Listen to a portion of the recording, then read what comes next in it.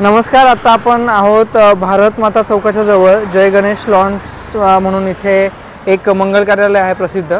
त्याच्या इथे आपले कस्टमर आहेत. त्यांनी गारवाचं रसवंती मशीन घेतलेलं आहे. 1.5 HP 4 रोलरचं हे मशीन आहे.